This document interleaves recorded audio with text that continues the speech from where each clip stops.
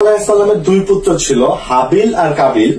কিন্তু কাবিল হাবিলকে হত্যা করায় হযরত আদম আলাইহিসসালামকে আল্লাহ তাআলা আরেকটা সন্তান দিলেন, সেটা হচ্ছে শীশ আলাইহিসসালাম।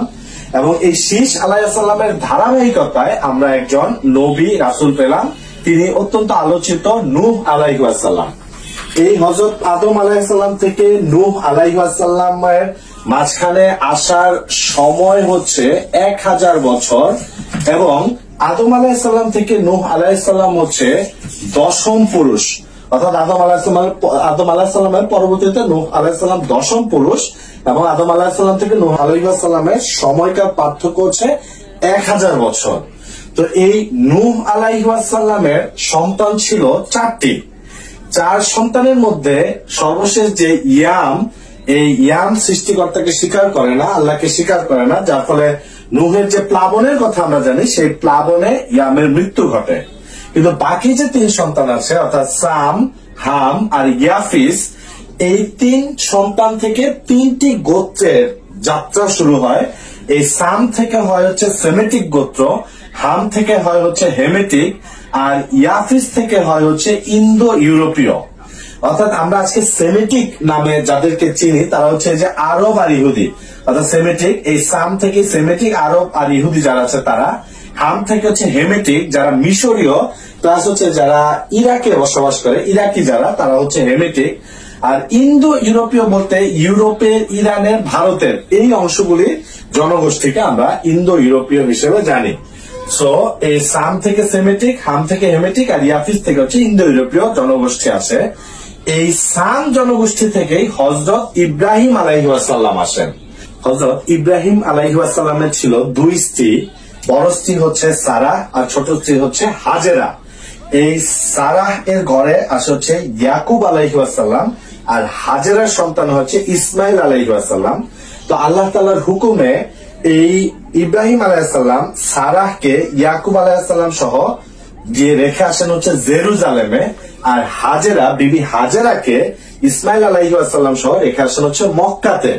অর্থাৎ ইব্রাহিম আলাইহিসসালামের বংশধর থেকে যে পরবর্তী যে 2টি ধারার সূত্রপাত হয়, তার একটি হয় জেরুজালেম থেকে, আরেকটি হয় মক্কা থেকে। তো এই মক্কাতে ইসমাইল আলাইহিসসালামের পরে খুব বেশি নবী রাসূল আসেননি। একেবারে শেষ সময়ে আমরা পাই হযরত মুহাম্মদ সাল্লাল্লাহু আলাইহি ওয়াসাল্লামকে। আর এইদিকে যে জেরুজালেমে যে রেখে আসলো সারা আর ইয়াকুব আলাইহিসসালাম, এই ইয়াকুব আলাইহিসসালামের ছিল 12 ছেলে। এই 12 ছেলের মধ্যে উল্লেখযোগ্য 2 জন ছেলে, একজন হচ্ছে ইয়াহুদা আর একজন হচ্ছে ইউসুফ আলাইহিসসালাম।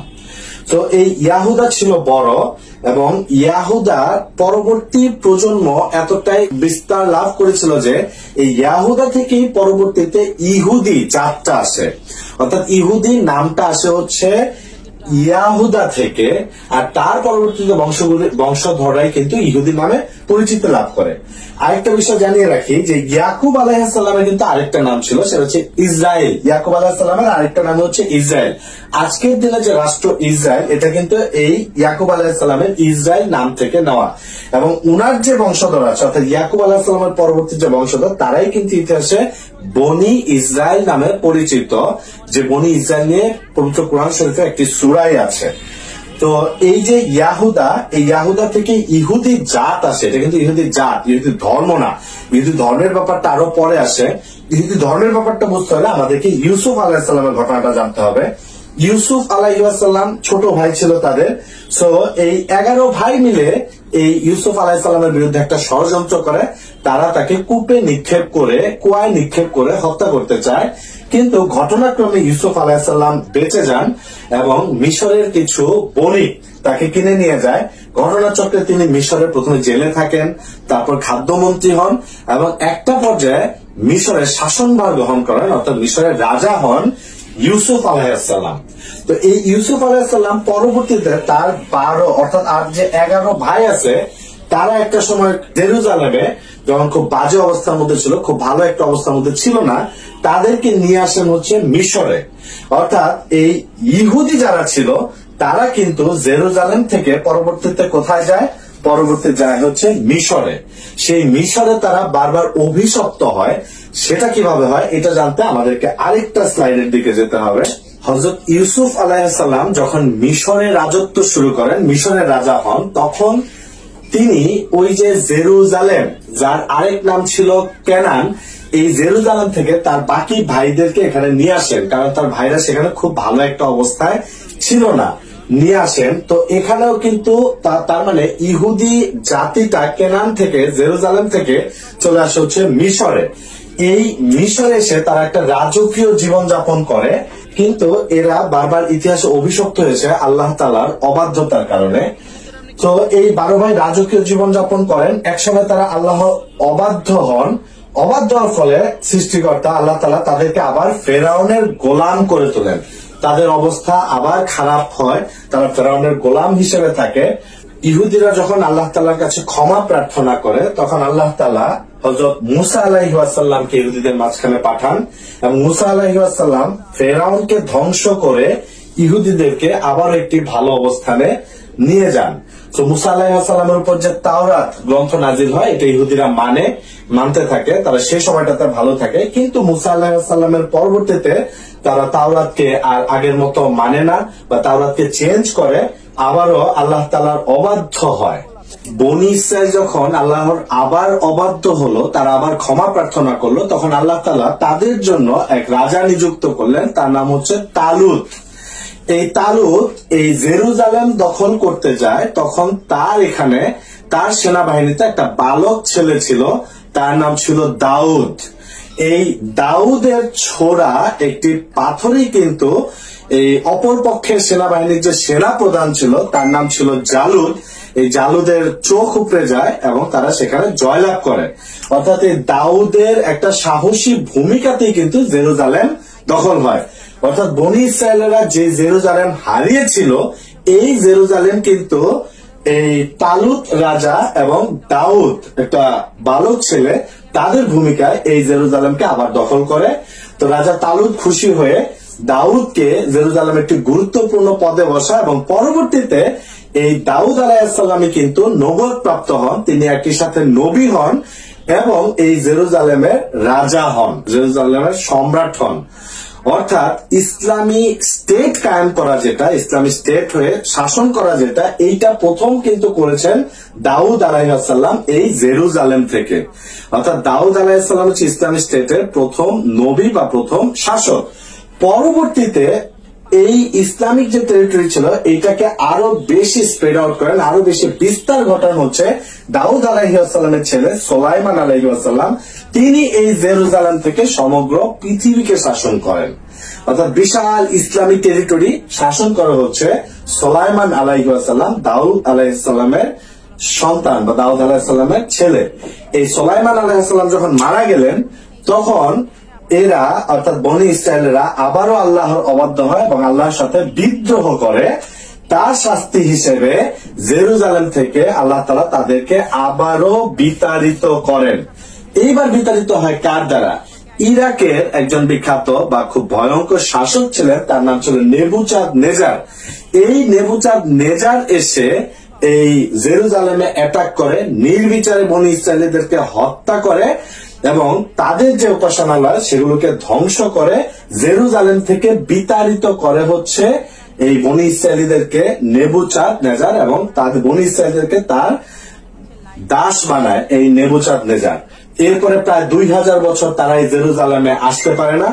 এই সময়টাতে আল্লাহ তাআলা তাদের কাছে অসংখ্য নবী রাসূল পাঠিয়েছেন, এবং এই প্রত্যেকটা নবী রাসূল একটা মূল কথা বলেছেন, একটা কথা বারবার বলেছেন যে তাদের মাঝখানে অর্থাৎ বনি ইসরায়েলদের মাঝখানে একজন মাসিহ বা মাসিয়াহ আসবে।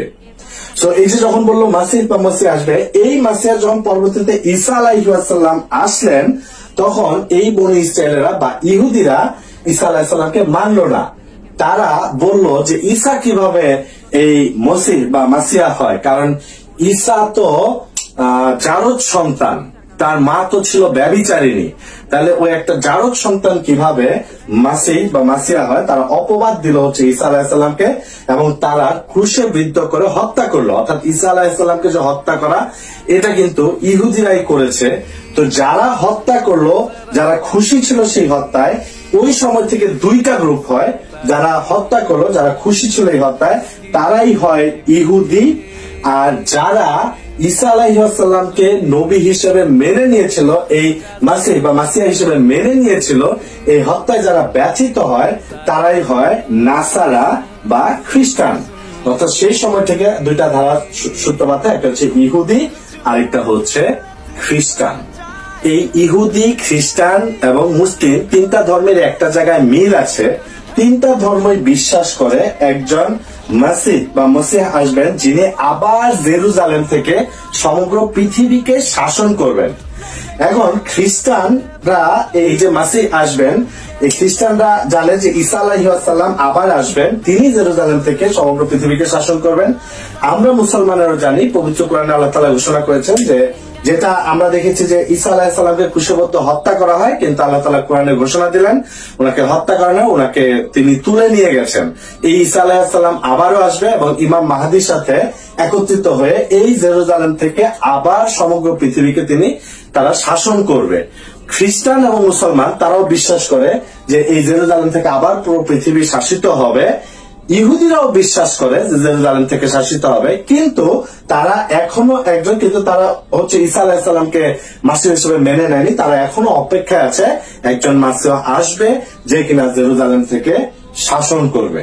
তাহলে ইহুদিদের ইতিহাস, যদি ইহুদি কারা বা ইহুদি জাত বা ইহুদি ধর্মের মূল কথা যদি আমরা দেখতে যাই, তাহলে এই যে এর আগে আমরা যেটা দেখেছিলাম যে ইয়াকুব আলাইহিসসালামের ছেলে ইয়াহুদা থেকে যে বংশধারা সৃষ্টি হয়, সেখান থেকে হচ্ছে ইহুদিরা আসে এবং পরবর্তীতে হযরত মুসা আলাইহিসসালামের উপর যখন তাওরাত গ্রন্থ নাজিল হয়, সেখান থেকে ইহুদি ধর্মের সূত্রপাত হয়, যারাই কিন্তু আবার ইতিহাসে বনি ইসরায়েল নামে পরিচিত। তো তিনটা ধর্মের মধ্যেই একটা কমন মিল, তিনটা ধর্ম হচ্ছে একত্ববাদী ধর্ম, একজন সৃষ্টিকর্তাকে স্বীকার করে নেয় এবং তিনটা ধর্মেরই উৎস বা মূল হিসেবে কিন্তু হযরত ইব্রাহিম আলাইহিসসালামকে আদি পিতা হিসেবে মেনে নেওয়া হয়।